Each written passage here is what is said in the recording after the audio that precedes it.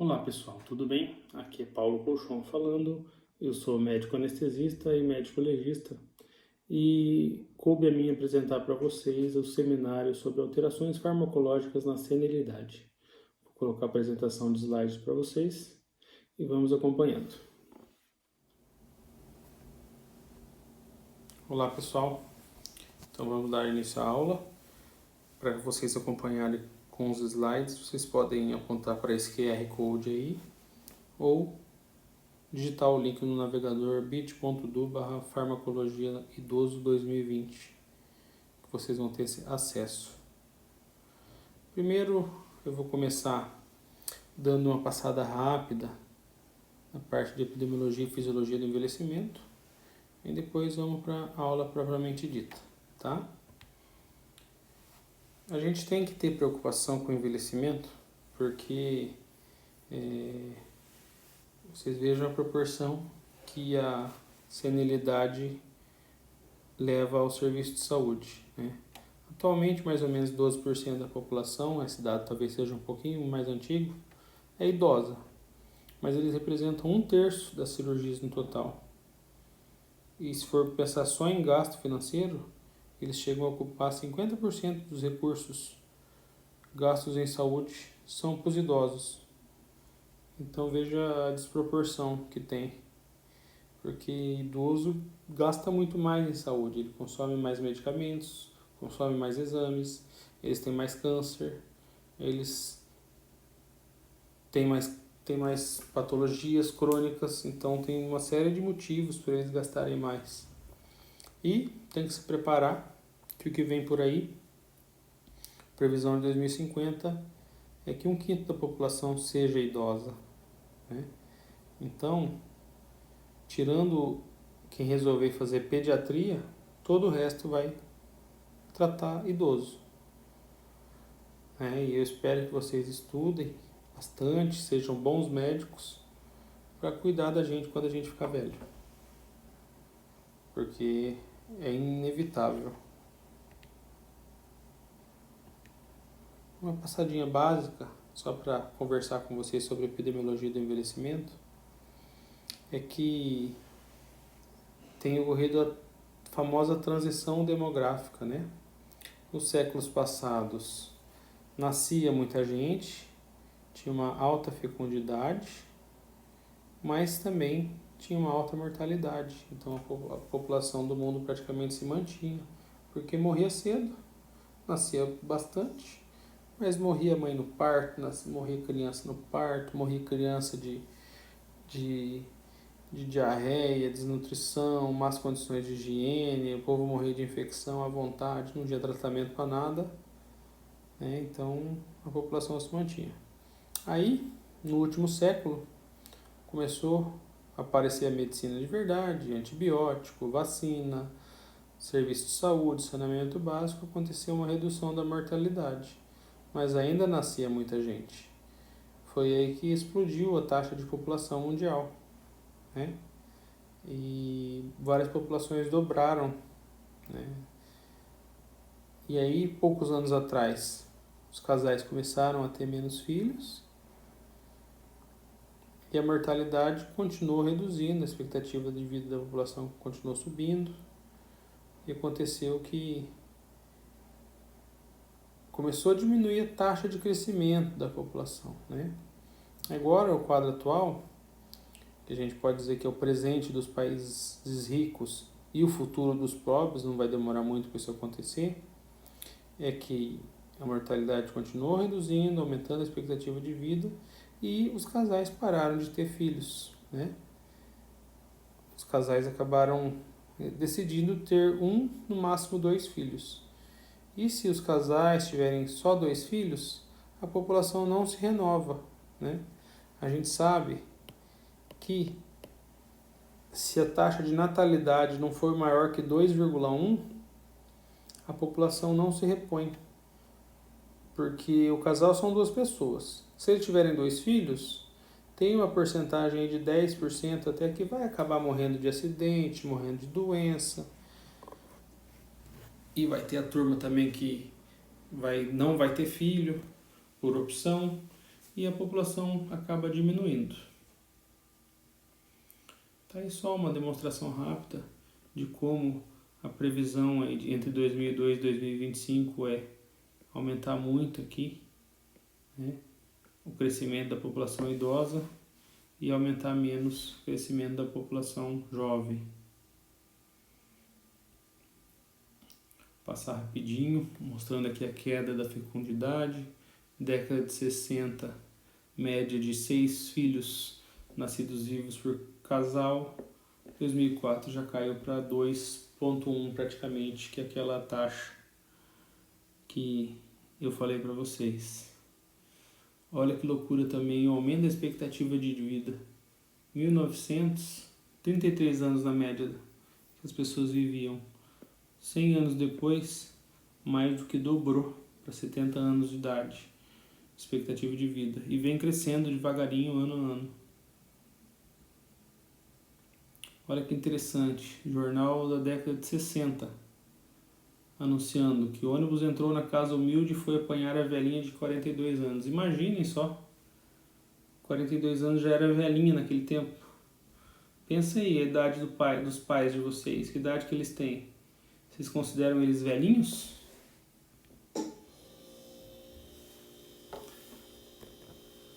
Olha aí também uma projeção para 2050 do crescimento do número de octogenários, né? Quantos octogenários vão ter a mais? Um tema que se aborda na transição demográfica também é a inversão da pirâmide, né? Ela geralmente tem bastante criança e adolescente, isso na década de 80, e poucos idosos no ápice. Aí a barriga vai crescendo, né?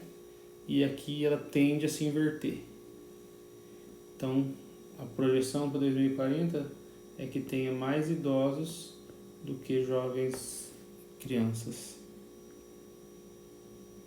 Para quem gosta de ir além, esse vídeo é bem interessante, falando sobre a expansão sociodemográfica dos países. Eu acho que vale a pena assistir. Se vocês quiserem dar uma paradinha na aula e dar uma olhada lá.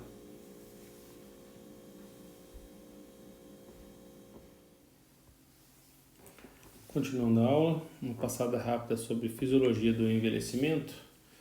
Tem uma série de teorias que tentam explicar o envelhecimento. Nenhuma delas se achou perfeita para explicar tudo o que acontece no envelhecimento. Mas, de forma geral, o que se sabe sobre o envelhecimento é que é uma perca da reserva funcional progressivamente decorrente tanto de efeitos genéticos como ambientais, né? É interessante falar aqui de algumas teorias, por exemplo, a teoria da taxa metabólica, que os estudiosos perceberam que animais pequenos que têm um metabolismo muito acelerado morrem mais rápido, meio que eles, como se eles consumissem o metabolismo como uma vela que se apaga, né? Outra teoria que é interessante citar é sobre a teoria dos telômeros. Se vocês quiserem ler sobre o assunto, é bem interessante. O telômero é uma pontinha no final da nossa fita de dupla hélice de DNA, que cada vez que a célula se divide em duas, quebra uma pontinha do telômero. Então, se prevê, isso é um dado teórico e não observacional, que conforme vai se multiplicando as células, vai diminuindo o telômero, dificilmente os seres humanos conseguiriam passar de 120, 125 anos de idade, por mais que a medicina avançasse muito, por mais que a mortalidade diminuísse por motivos externos e por motivos de doença, dificilmente conseguiria se viver mais do que 120, 130 anos, por conta do danadinho do telômero. Um conceito interessante sobre o envelhecimento é o envelhecimento patológico, né? Eu vou começar o exemplo aqui pela curva em azul. O sujeito nasce, ele vive de uma forma saudável, não tem doença, não se expõe, não abusa, e ele tem envelhecimento fisiológico. Mais ou menos o ápice biológico aqui é por volta dos 35 anos de idade, né? Ele atinge o ápice e vai perdendo de forma gradativa sua função orgânica, né? E aqui, nessa faixa amarela, tem o limiar de incapacidade, que é o momento em que o idoso se torna incapaz, que ele perde a capacidade de se cuidar, de tomar banho sozinho, de se alimentar, começa a fazer xixi nas calças, toda aquela situação que o idoso frágil tem. Se ele é um cara que não se cuida, ele pode sofrer um envelhecimento patológico, né? Então vamos dizer aqui, é uma criancinha gordinha que come muito, não faz exercício, na adolescência começa a fumar, começa a beber, usa uma droguinha, continua não fazendo exercício, se estressa pra caramba. Chegou aqui no ápice biológico, ele já chega num patamar mais baixo do que o cara que cresceu mais saudável. E aí, ele começa a envelhecer mais cedo e declina mais rápido. E ele atinge aqui o limiar de incapacidade e acaba se tornando dependente. Então, isso é um problema, envelhecer mal. Então aproveitem que vocês são novinhos aí e ainda não atingiram o ápice biológico e criem reserva fisiológica para poder aguentar firme até a terceira idade, tá? Aqui é um outro exemplo. Vou apresentar de novo. Aqui é um outro exemplo do mesmo modo, mas é que ele adiciona um conceito a mais aqui, ó, que é a fragilidade. Aqui é a diferença entre o envelhecimento que foi bem sucedido, né, o usual, que é a maioria das pessoas fazem, e aqui o conceito de fragilidade, que é o idoso que tem uma capacidade diminuída. E aí, o frágil ele entra também no limiar de incapacidade, né? Ele acaba aqui no final da vida se tornando dependente para as atividades diárias. E isso tem alguns fatores de risco, como ser mulher, fatores genéticos, nível socioeconômico baixo, comorbidades, uma série de coisas, né? Dando uma pincelada sobre cada sistema, vou deixar os slides que vocês podem ler um a um, né? Mas basicamente o nosso sistema renal perde função, tá? A gente perde néfrons, tanto que a fórmula de Crocroft-Gault da taxa de filtração glomerular, a idade é um fator primordial aqui. Ela faz parte da fórmula. Tanto que se a gente analisar esse gráfico aqui, que é um gráfico clássico, com a idade, né, a idade vai passando, a função renal vai caindo.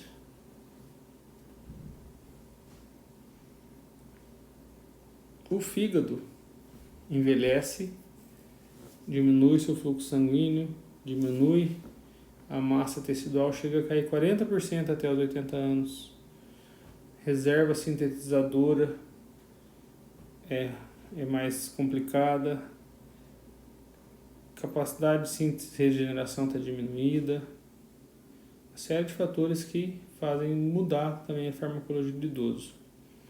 O trato gastrointestinal também fica diferente, diminui a produção de saliva, musculatura e contração do tubo gastrointestinal fica diferente.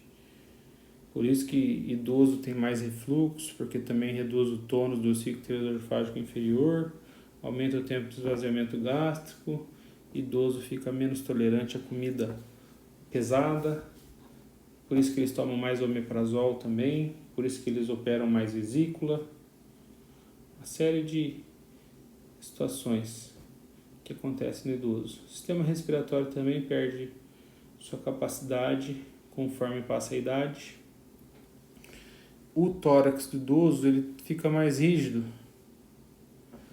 Então, um tórax menos elástico ele se torna restritivo e o trabalho respiratório aumenta. Ele se esforça mais, inclusive para expirar. O pulmão jovem é um pulmão elástico. Então, a gente só tem que fazer o esforço do diafragma baixar e o ar entrar por pressão negativa. E para expirar, a gente que ainda é jovenzinho, não precisa gastar energia para expirar, para soltar o ar para fora. O idoso não. O idoso tem um tórax que não é tão elástico mais. Então ele tem que fazer força para o ar entrar e às vezes tem que fazer força para o ar sair também, né? Por isso que às vezes o idoso hipertrofia aquele o músculo externo do mastoide, que fica até aparente às vezes.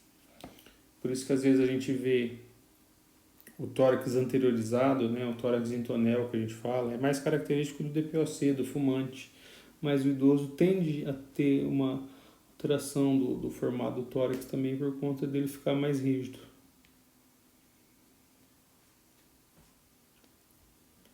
Uma coisa que mostra aqui como a idade é importante na fórmula da PaO2, né, que é a fração arterial de oxigênio diluído no sangue arterial. Olha aqui, a idade também aparece na fórmula. Então, quanto mais velho, menor a PaO2 que se atinge. O sistema cardiovascular também sofre com isso. Há uma tendência às artérias se tornarem mais rígidas, as paredes mais espessas, até calcificadas. Menor complacência, então, dessas artérias significa um aumento da pressão, né? Vai ser mais difícil de vencer após carga. E por conta disso aqui também, o que acontece? O ventrículo esquerdo, para vencer a pressão que é maior, acaba tendo que se hipertrofiar, aumentar a sua musculatura para poder vencer a pressão. Quanto mais pressão na parede do ventrículo, mais precisa de oxigênio para manter o treco funcionando. E se precisa de oxigênio a mais, o risco de isquemia, de faltar oxigênio é maior risco de infarto, né?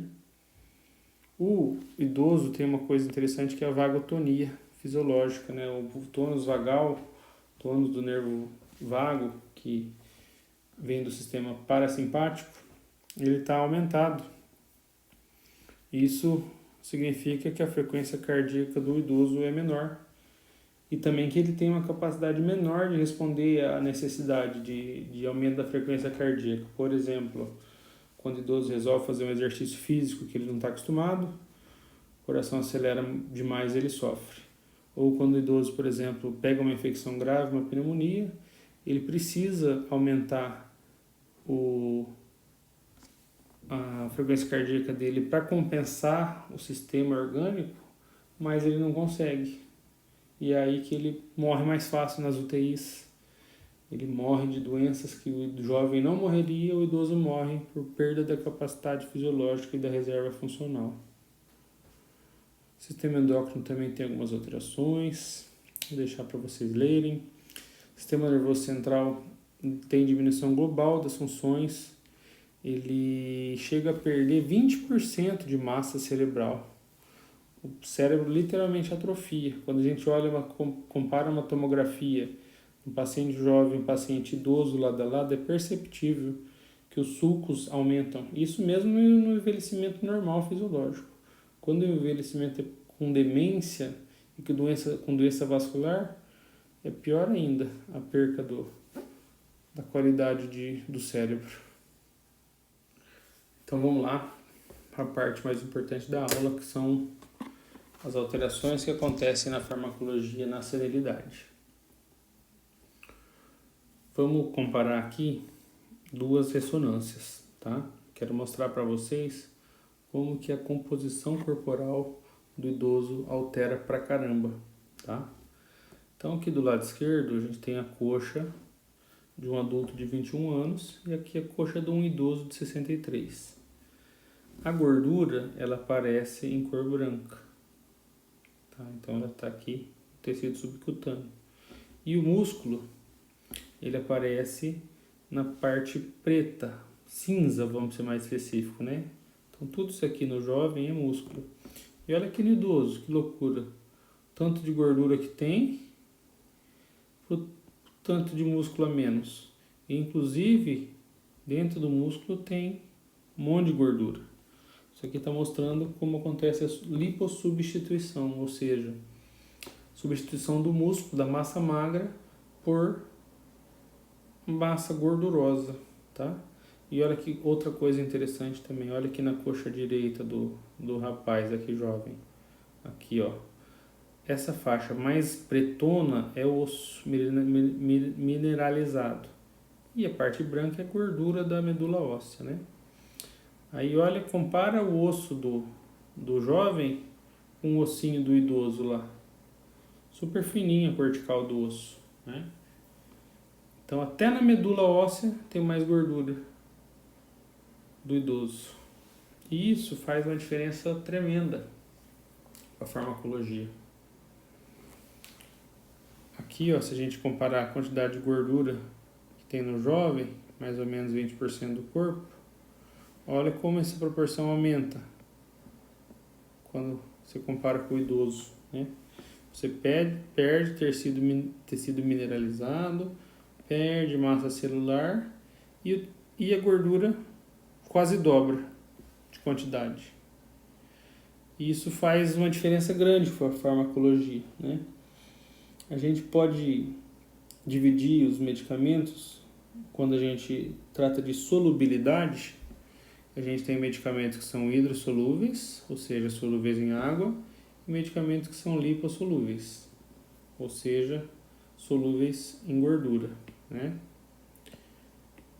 Se a gente mostrou ali para vocês na ressonância que a quantidade de gordura aumentou no idoso, é natural que se espere que a quantidade de água diminua. Porque a água ela tá no tecido magro,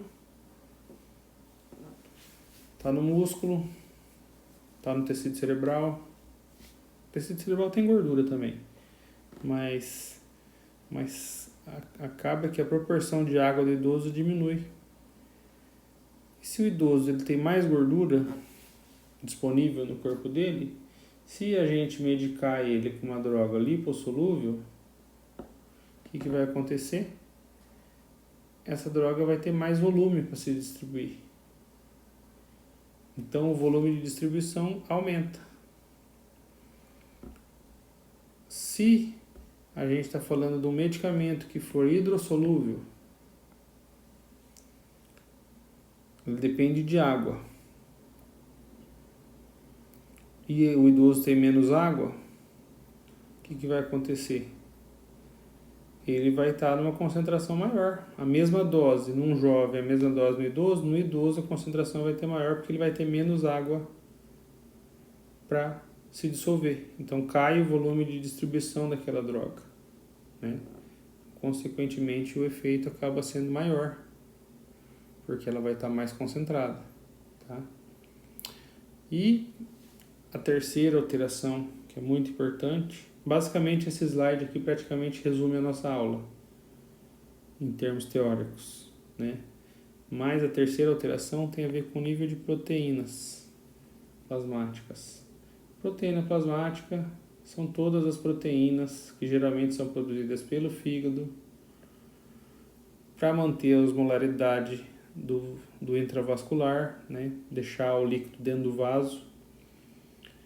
Anticorpos são proteínas plasmáticas, mas a principal proteína do corpo é a albumina, né? A albumina, ela, inclusive, tem função de carregar droga, porque tem drogas que se ligam a proteínas plasmáticas para poder seguir o seu caminho, para poder ficar reservada para uso. E o que acontece? No idoso, o nível de proteínas plasmáticas ele é menor. Uma porque o fígado está piorzinho e produz menos. Outra porque a alimentação está pior e absorve menos aminoácidos para montar a proteína. Outra que às vezes o rim já está em falha e está perdendo proteína que não devia perder. Então são uma série de fatores que fazem com que o nível de proteínas plasmáticas no idoso seja menor. E isso tem um problema. O que acontece? A droga, ela pode ser ligada à proteína plasmática ou ela pode ser livre.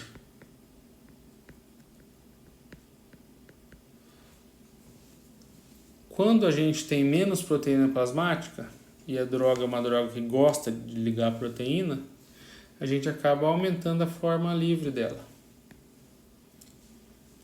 E o que acontece? A forma ativa, a forma que faz efeito é a forma livre. Forma livre que faz efeito, que ela tem a capacidade de cruzar a membrana plasmática e atingir o receptor que ela tem o objetivo dela. Então, se a gente tem mais forma livre, o que a gente vai ter? Efeito maior e vai ter também duração menor, desde que a capacidade de metabolizar e excretar estejam mantidas, né? Então, é natural que o efeito seja maior e que ela perca o efeito mais rápido quando a gente dá uma droga que tem alto nível de ligação com proteínas plasmáticas e no idoso tem menos proteínas, acaba que a droga fica mais livre, tem mais efeito e acaba mais rápido. Então, se eu puder resumir em 3 assuntos da aula que alteram absurdamente a farmacologia do idoso, é isso. O idoso tem menos água, mais gordura e menos proteína plasmática. São as principais coisas. Aí, eu vou destrinchar para vocês o que altera na farmacocinética e na farmacodinâmica, né? Só para a gente retomar esses 2 conceitos, a farmacocinética, ela fala sobre vias de administração, absorção, distribuição, metabolização e excreção, tá? Então, se vocês observarem isso aqui é o que o corpo faz com a droga. Da onde que ele tira a droga, onde que ele faz a droga passar, onde que ele faz a droga sair.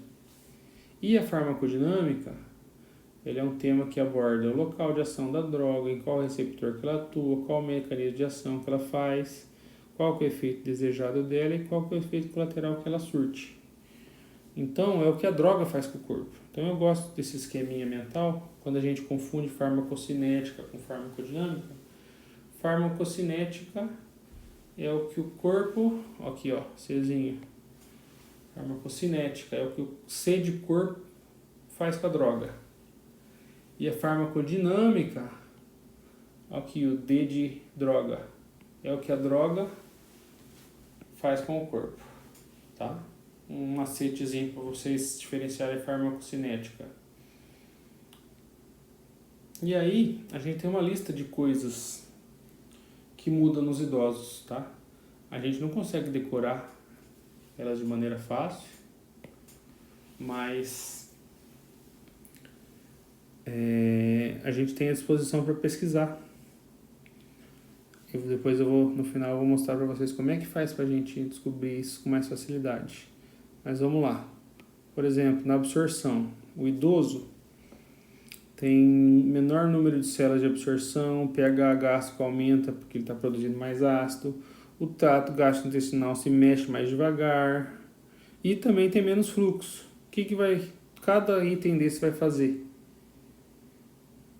Alterar a absorção de fármacos. Se o intestino está indo mais devagar, pode alterar a forma de absorver medicamentos, né? Menos fluxo sanguíneo vai alterar a absorção de medicamentos também.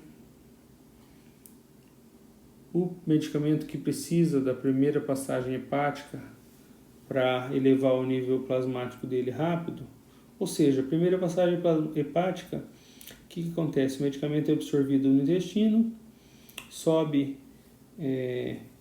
pelas veias mesentéricas em direção à veia porta e passa pelo fígado, logo de cara. Ela saiu do intestino e já passa pelo fígado. E nessa primeira passadinha pelo fígado, ele já é captado por alguns hepatócitos, né? Porque é uma questão de diferença de concentração. A droga está passando em alta concentração no sangue pelos sinusoides hepáticos. E o hepatócito não tinha nenhuma molécula daquela droga. Então, por diferença de concentração, entra no hepatócito alguma quantidade. Isso depende da capacidade de ligar a proteína, da lipossolubilidade. Mas um tanto de droga, antes de ir para a circulação do corpo inteiro e fazer o efeito no sítio efetor, o fígado já pega e já dá uma beliscada, né? Tem droga que isso é ruim, que diminui o efeito dela, porque a forma que foi absorvida no intestino é a forma ativa. E tem droga que isso é bom, porque na verdade o medicamento que foi absorvido do intestino, ele não é a forma final ativa, ele precisa de uma metabolização do fígado para produzir o fármaco final, né? Então isso ajuda, essa primeira passadinha no fígado, para esses casos, faz com que a droga atinja seu nível de efeito mais rápido, tá?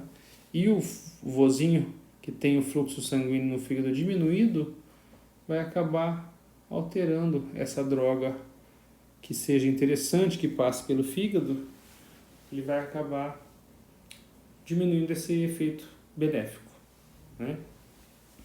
Agora na distribuição. Aqui, que falei da albumina, principal proteína do corpo. Já falei isso para vocês, ó. Menos albumina, aumenta a fração livre dos fármacos, por exemplo, a fenitoína, que é um anticonvulsivante. E tendo mais fármaco livre, o que acontece? Maior risco de efeito colateral, maior risco de intoxicação também. Então tem esse perigo também. Aqui que a gente já comentou, que é alteração na quantidade de água e musculatura, células magras, diminui o volume de distribuição para hidrossolúveis, né? E diminui a dose necessária para atingir a concentração plasmática. E do mesmo jeito contrário, massa de gordura aumentada aumenta o volume de distribuição à meia-vida dos fármacos que são solúveis em gordura, né? Um exemplo importante que ele dá é os benzodiazepínicos. Benzodiazepínico é os Zepam da vida, diazepam, clonazepam, alprazolam, oxazepam. Então, esses medicamentos são o quê? Sedativos e ansiolíticos. E idoso aumenta muito a meia-vida para idoso. E acaba acontecendo um problema que a gente não espera que acontecesse. Mas como ele fica muito tempo exposto à droga, ele começa a fazer delírio, sonhos ruins, começa a ver aranha descer na parede, começa a ver o pai que já morreu.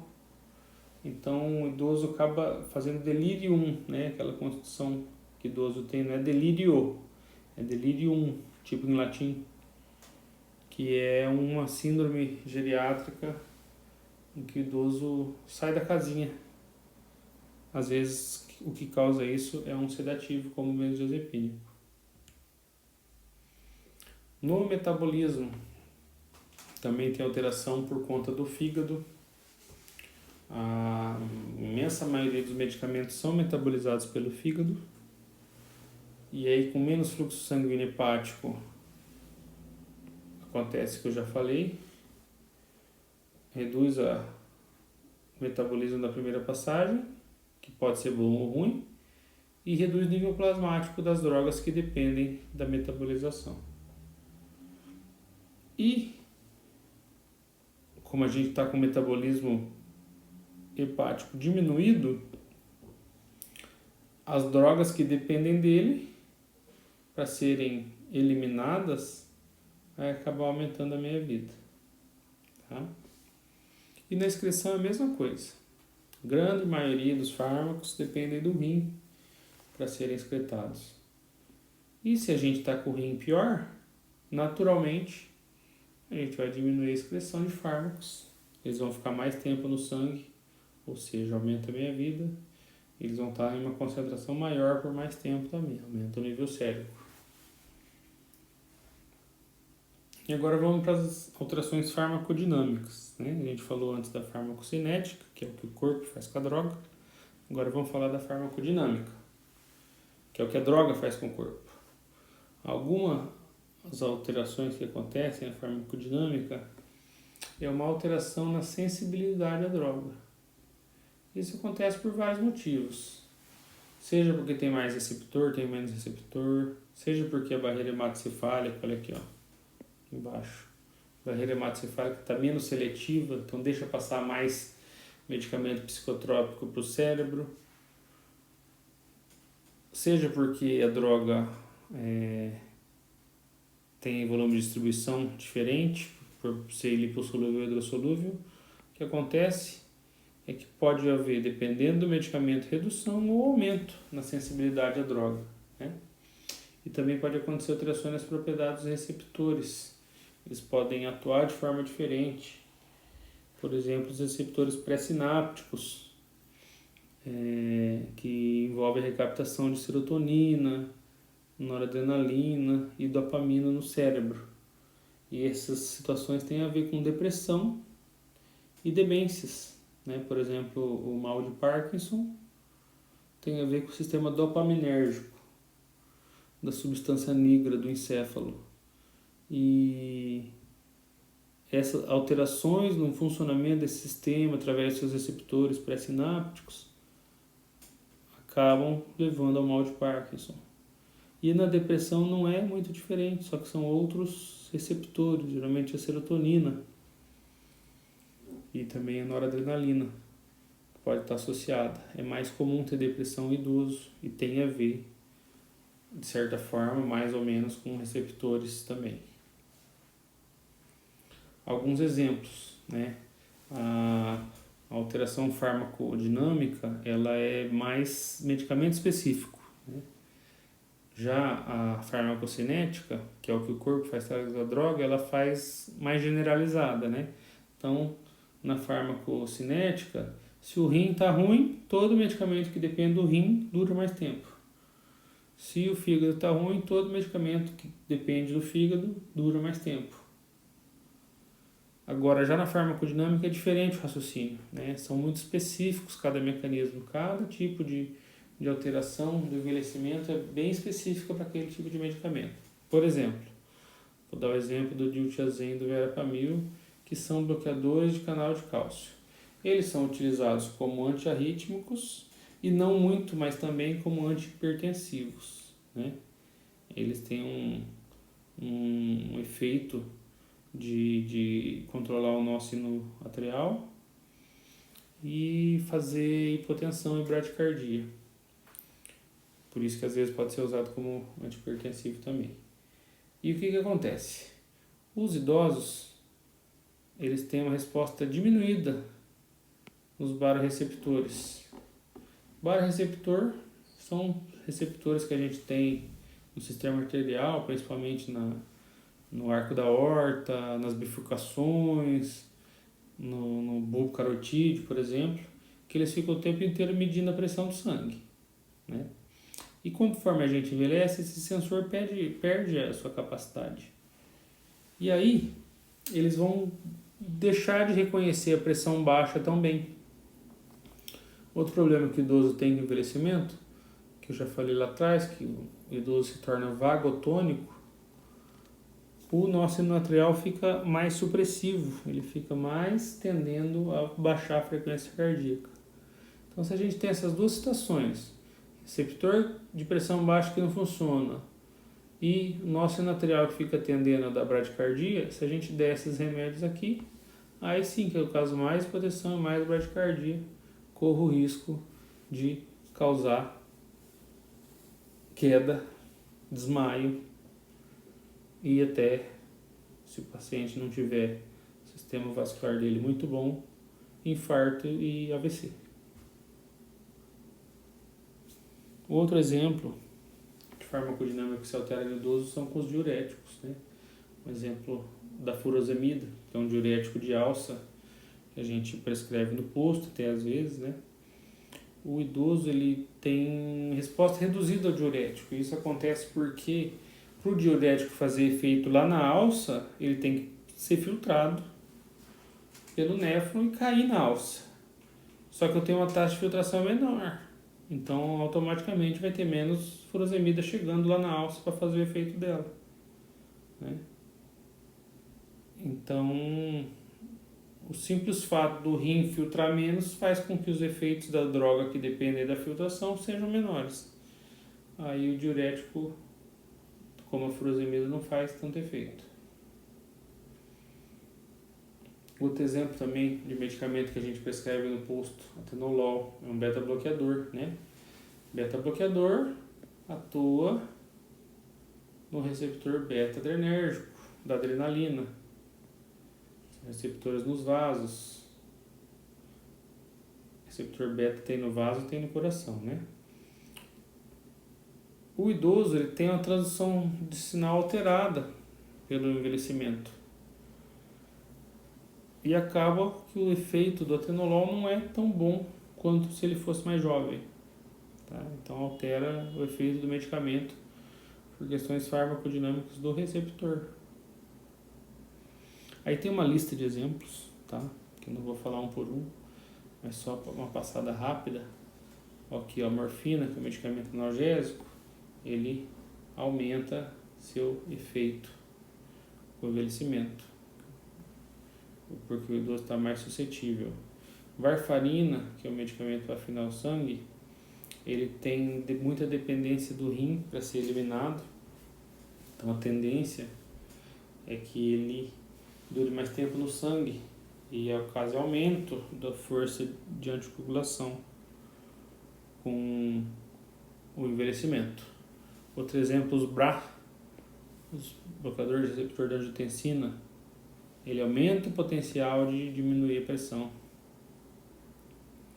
E aqui um exemplo grande são os medicamentos psicoativos, né? Todos eles causam aumento do efeito.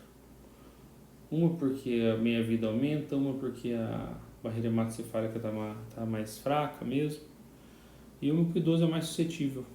Tá? Então, tudo que é psicoativo, sedativo, ansiolítico e antipsicótico aumenta o efeito no idoso.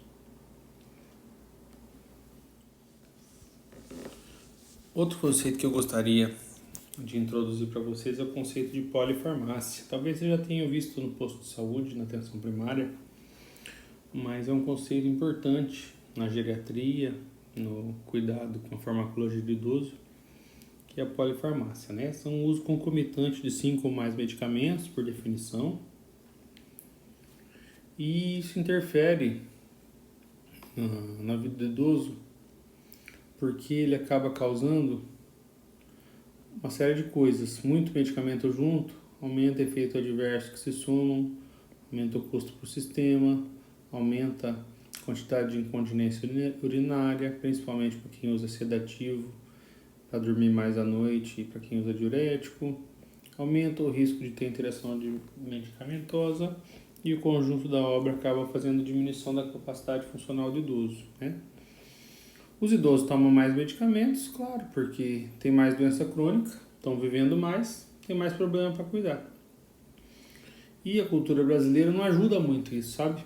Uma que medicação é muito fácil, é muito comum a gente ficar renovando receita de idoso, que tá tudo bem, tá com a pressão boa, tal, e a gente vai e renova. Não pensa criticamente, às vezes, ao medicamento que ele toma e ele fica lá tomando seus 6, 7 remédios do posto que ele pega todo mês. E comprar é fácil também, né? Tem pouco controle sobre a compra. Remédio, às vezes o paciente sente uma tontura, ele vai primeiro no farmacêutico. Aí chega lá, o farmacêutico dá um remédio para labirintite. E aí começa. E outro problema no Brasil é a questão de difícil adesão a medidas não farmacológicas, né? Então é muito mais fácil para o idoso ir na farmácia buscar um remédio para ele que vai resolver o problema dele do que ele ter que emagrecer, do que ele ter que parar de comer o que ele gosta e por aí vai, né? E outro conceito importante é reação adversa a medicamentos, né? A polifarmácia causa muito isso. 88% de idosos usando polifarmácia tende a ter reação adversa a medicamento. Tá? E se a gente pegar todas as reações adversas, Os idosos representam mais ou menos 12,5% da população, mas são responsáveis por 25% das reações adversas, justamente por aquilo que a gente falou, idoso é mais sensível, né?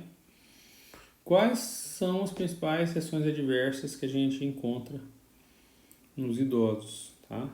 Não é por ordem de frequência, mas são esses os mais frequentes. Confusão mental, principalmente com o uso de sedativo, remédio relaxante muscular, quedas também junto com a confusão mental, que aumenta o risco de confusão mental, aumenta o risco de queda, hipotensão postural, o paciente que está mal conduzido do ponto de vista de tratamento da hipertensão, ou usa diurético demais e não toma água, ou usa BRA em dose alta e acaba tendo hipotensão postural.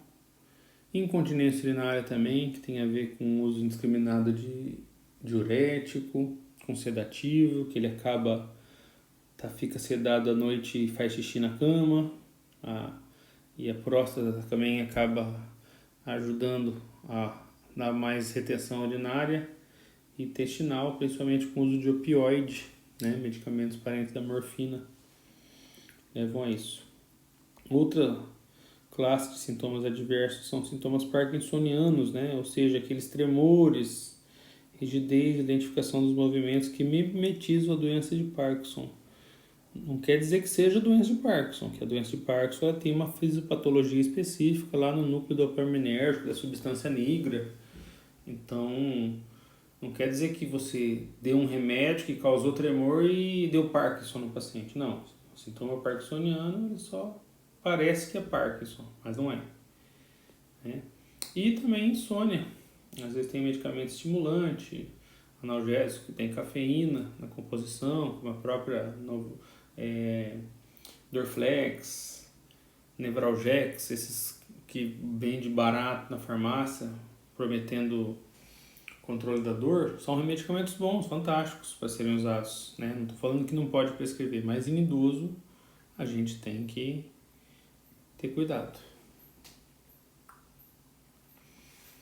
E aí, pensando nisso tudo, tem um cara que chamava Mark Beers, que era um geriatra, e ele pensou assim, puxa vida, já que tem um monte de efeito colateral em idoso, tem um monte de medicamento que faz mal para idoso, que a gente não devia prescrever, vamos fazer uma lista de medicamento?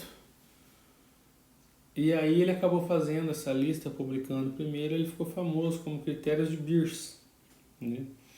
Que daí, como a gente tem a tendência de evitar epônimo, a gente traduziu como medicamentos potencialmente inapropriados. Tá? É uma lista de medicamentos que ele criou lá em 1991 e essa lista vem se atualizando a cada 2, 3 anos para poder a gente saber qual medicamento a gente deve evitar em idosos, né? Ele é dividido em 2 classes, medicamentos potencialmente inapropriados para idosos, independente do diagnóstico que o idoso tem, ou também independente do diagnóstico, tá? Aqui acho que já está um pouquinho desatualizado, que a lista que eu vou mostrar é de 2015, mas já tem mais recente. Não sei dizer exatamente o ano, mas já tem sim. Acho que é 17, talvez. Mas já teve uma atualização. Então é uma lista, literalmente, gigante, de medicamentos que a gente potencialmente são inapropriados. Às vezes o especialista, ele acaba, por conta do conhecimento profundo da patologia do doente e pela segurança que ele tem no uso, pode ser que ele decida usar. Essa lista não é de medicamentos proibidos, eles são potencialmente inapropriados, mas às vezes não tem jeito, às vezes é necessário usar, né? Vou dar um exemplo para vocês aqui, ó, amitriptilina. Amitriptilina é potencialmente inapropriado para idoso. Uma que ele causa sedação, aumenta o risco de queda, ele prolonga o intervalo QT no eletrocardiograma, pode predispor à arritmia, principalmente se for utilizado com medicamentos que também prolongam um intervalo QT, que um exemplo clássico agora no COVID é a cloroquina, né? Que aumenta o intervalo QT, só que tem um porém, né? A amitriptilina, que é um antidepressivo tricíclico, além dele ser usado como antidepressivo, ele serve muito bem para tratar dor crônica. Ele aumenta o limiar da dor e aí o paciente convive melhor com a dor crônica, seja lombalgia, seja cervicobraquialgia, seja dor de artrose nas articulações, né? E é um medicamento que tem no SUS, ele é barato. Então, mesmo ele estando na lista de potencialmente inapropriados, às vezes o anestesista que trata a dor prescreve a amitriptilina, porque às vezes não tem opção. O paciente não tem dinheiro para comprar o Lírica, que custa 150 pau a caixinha. Então, às vezes a gente, dependendo da condição individualizada, a gente acaba usando o medicamento que está nessa lista. Mas ela é uma lista que serve para a gente se basear. Veja um exemplo aqui, ó, insulina. Insulina é um medicamento potencialmente inapropriado. Mas e se o paciente for dependente de insulina para tratar a diabetes dele? A gente tem que contar com a ajuda da familiar, de um filho ou de um cuidador que possa controlar a dose que esse idoso vai se injetar de insulina. Mas às vezes tem que usar. Aí tá passando a lista de novo maior. E aqui, independente do diagnóstico, né? Antes... não, é a mesma lista, independente do diagnóstico. Agora vamos para aqui, é dependente do diagnóstico. Uma lista enorme. Aí, a lista de dependente do diagnóstico, ele coloca aqui a condição associada, tá? Pacientes que têm histórico de insuficiência cardíaca, evitar anti-inflamatórios, bloqueadores do canal de cálcio, glitazonas para tratar diabetes, cilostazol, entendeu? Aí, pacientes que têm histórico de convulsão crônica ou epilepsia, evitar a bupropiona, que é um remédio ansiolítico que às vezes usa para parar de fumar, o BUP. Então, evitar isso aí. Pacientes que têm delírio, evitar benzodiazepínicos. Pacientes que têm Parkinson, evitar Plasil, por exemplo, metoclopramida, tá? Porque ele é potencialmente causador de síndrome extrapiramidal que mimetiza o Parkinson, então piora os movimentos do paciente. Então, baseado nessa lista, com o tempo a gente acaba aprendendo essas coisas, né? Mas no começo tem que ler, ir olhando, estudando, né? Tá aqui, ó, 2016, o mais atual brasileiro é o Consenso Brasileiro de 2016. A gente tem uma lista própria, focada na nossa realidade. Ele mostra aí a lista de medicamentos independente da condição clínica. E aí depois os dependentes de condição clínica também ele mostra, tá? E aí a gente se pergunta assim, puxa vida, mas como é que eu vou lembrar dessa lista se ela é gigante? E não adianta decorar, né? Aí tem uma dica boa para vocês. Leia a bula do medicamento, tá? Toda bula, por norma da vigilância da Anvisa, né? Tem que ter um mínimo de informações. E uma das informações que são obrigatórias nas bulas tá aqui, ó. Uso em idosos, tá? Eles falam sobre o uso na gravidez e amamentação sempre, as interações para pacientes com problemas de rim, pacientes com problemas de fígado. E também tem que ter lá na bula explicando qual que é o efeito em idoso. Então, esse exemplo é a bula do paracetamol. Até o momento não são conhecidas restrições específicas ao uso de paracetamol para pacientes idosos. Não existe necessidade de ajuste da dose nesse grupo etário. Então, tranquilo, a gente pode prescrever com tranquilidade e sem medo. Paracetamol é um medicamento seguro para tratar dor crônica, mesmo em uso contínuo. respeitando a dose de até 4 gramas por dia, que é a dose, o limiar, o limite mínimo, vamos dizer, da dose tóxica, né? Mais que 4 gramas se torna perigoso. E bula é fácil para a gente ter acesso hoje em dia, porque a gente pode pesquisar no Google, pode ter aqueles aplicativos, né? Tipo o Medfone, que até o Medfone tá grátis agora na época de Covid. E a gente vê a bula. Aí eu vou dar um outro exemplo aqui, ó, que é um benzodiazepínico, a bula do diazepam. Aí eu ressaltei ali em azul a parte do pacientes idosos. Se você tem mais de 60 anos, sua sensibilidade a diazepam é maior do que a de pessoas mais jovens. É possível que seu médico tenha receitado uma dose menor e tenha solicitado a você que observe como reage ao tratamento. Assegure-se de que você está seguindo essas instruções. Então essa é aquela parte da bula, porque tem medicamento que vem bula voltada para o paciente, não para o profissional de saúde, né? Mas mesmo na que é voltada para o paciente, que é esse caso aqui, você vai ter uma dica ali, ó. A sensibilidade é maior no idoso, então cuidado na dose. Então, para a gente poder fazer um resumão da aula,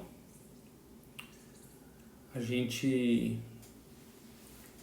tem conceitos chaves, né? Que se vocês gravarem isso aqui, a gente já fica contente com o resultado da nossa aula, tá? Primeiro, ideia que haverá um aumento da população idosa e da expectativa de vida, então proporcionalmente vai ter mais idosos. Segundo conceito é que, de forma geral, o envelhecimento leva a uma reserva funcional progressivamente diminuída decorrente de efeitos genéticos e ambientais. Sobre especificamente a farmacologia, conceito-chave é que as principais alterações que levam a alterações farmacológicas no idoso são a redução da água corporal, o aumento da gordura corporal, a redução de proteínas e a deterioração dos sistemas hepático, renal e gastrointestinal. Outro conceito-chave, cuidado com a polifarmácia, analisem criticamente a prescrição dos idosos. E, por último, sempre se lembrar da lista de medicamentos potencialmente inapropriados. Aí tem algumas opções de artigos para vocês lerem mais. E cuidem bem dos nossos velhinhos, que um dia serão vocês. Tá aí o meu e-mail, o meu Insta, se vocês quiserem mandar alguma pergunta, alguma dúvida, fique à vontade. Esse link que eu estou vendo agora é o do ano passado, só lembrando desse ano é Farmacologia Idoso 2020. Tá? E aí, para quem tem interesse de se aprofundar um pouquinho mais, 2 videozinhos interessantes e curtos, só que eles são em inglês, vocês podem colocar a legenda e mandar traduzir a legenda para o português ali no YouTube, que tem como. Esse vídeo, a ciência do envelhecimento, e o outro vídeo, uma revisão sobre polifarmácia, que é interessante, legalzinho também, vídeos curtos. Ok? Espero que vocês tenham aproveitado a aula, desejo bons estudos para vocês e contem comigo. Grande abraço.